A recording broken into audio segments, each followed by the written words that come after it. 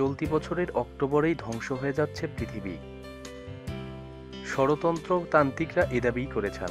তাদের মতে রহস্যময় গ্রহ নিবিড় আশ্রে পড়বে পৃথিবীতে, আর এর ফলে মানুষের একমাত্র বাসস্থান এই গ্রহটি নিঃশেষ হয়ে যাবে। তবে বিজ্ঞানীরা বলেছেন নিরুবু কোনো অস্তিত্ব নেই। তাদের মতে অনলাইনে এটা নিয়ে ধাপ্পাবাজি চলছে, তাই তারা পৃথিবী ধ্বংসের তত্ত্বটি উড়িয়ে দিয়েছেন।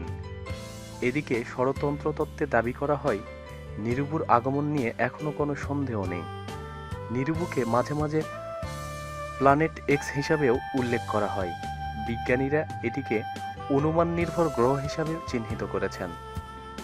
প্ল্যানেট এক্স দ্য 2016 অ্যারাইভাল গ্রন্থে লেখক ও ষড়যন্ত্রতন্ত্রের অনুসারী ডেভিড মিড বিশ্বাস করেন এই বছরের অক্টোবরের মধ্যেই ওই গ্রহ আমাদের গ্রহকে অর্থাৎ পৃথিবীকে আঘাত করবে।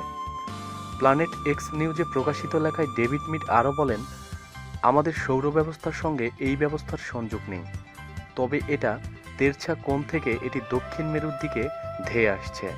প্রতিদিন সব খবরাখবরের জন্য সাথেই থাকুন এবং সাবস্ক্রাইব করুন।